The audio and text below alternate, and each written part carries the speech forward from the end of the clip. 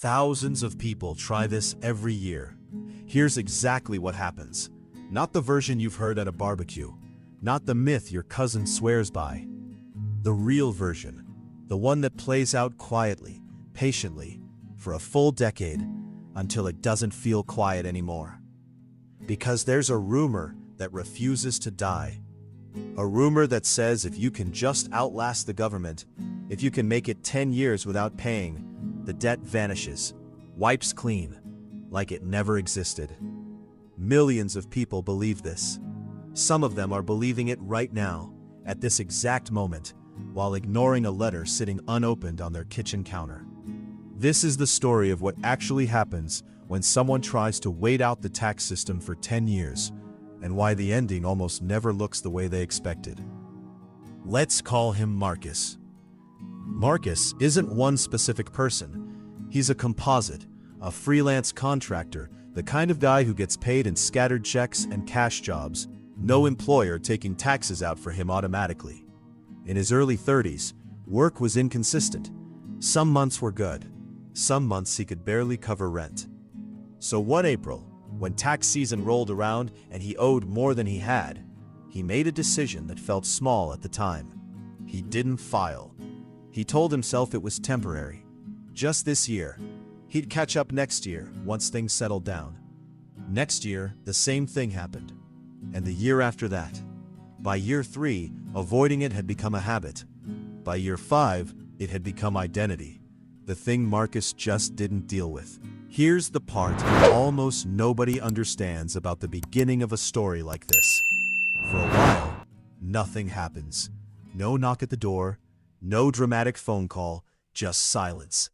And in that silence, the rumor starts to feel true.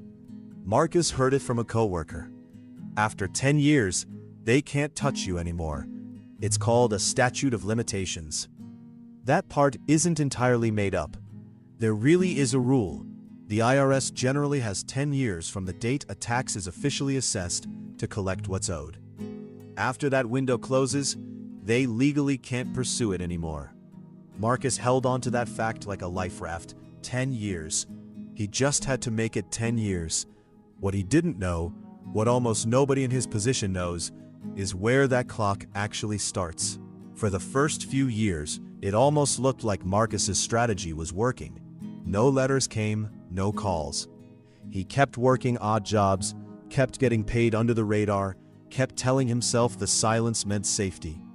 Some years he'd feel a flicker of guilt and almost file, then talk himself out of it, thinking, I'm already this deep in, why start now?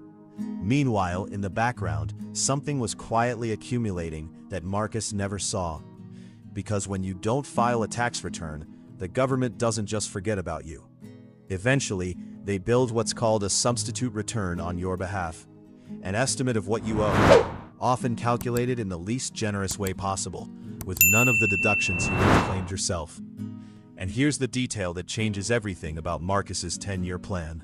But nobody told Marcus the truth about the clock.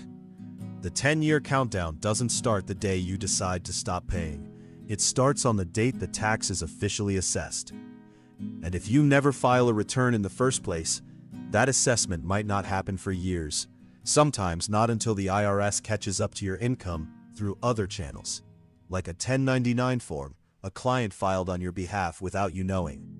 Which means the clock Marcus thought he'd been running for a decade might have only just started ticking 3 years ago without him ever realizing it. Worse, for people who never file at all, there's no limit on how far back the IRS can eventually reach to assess what's owed. The countdown that's supposed to save you never even begins until you're on the record. Marcus wasn't outsmarting the system. He was standing still while he believed he was moving. The collapse, when it came, wasn't a single dramatic moment. It was a letter, a notice of a substitute return listing an amount that made Marcus's stomach drop. A number built from every dollar he'd ever been paid, with none of the deductions he actually deserved. Then came the penalties. Failure to file, 5% of what's owed, added every month up to 25%. Failure to pay, a smaller monthly penalty, but one that never stops compounding as long as the balance exists. Interest stacked on top of both. Then came the collection notices. Then the warning about a lien on any property in his name. Then finally the letter that mentioned wage garnishment. The possibility that a percentage of every future paycheck could be taken automatically, before it ever reached his bank account. 10 years of silence had quietly transformed a manageable tax bill into a number that felt impossible to face. Here's the lesson, underneath Marcus's story, and it's simpler than most people expect. The system was never designed to forget about you. It was designed to wait. Silence isn't the same as forgiveness. It's often just the sound of a process taking its time. The 10-year rule is real, but it only protects the people who play by its actual conditions: filing, being formally assessed, and letting that specific clock run its full course without interruption. For everyone else, avoidance doesn't start a countdown. It just delays the moment the bill finally arrives, usually larger and usually with far fewer options attached. If there's one financial truth hiding inside this story, it's this: the debts you ignore don't disappear. They wait for you, quietly gathering weight until the day they don't feel small anymore.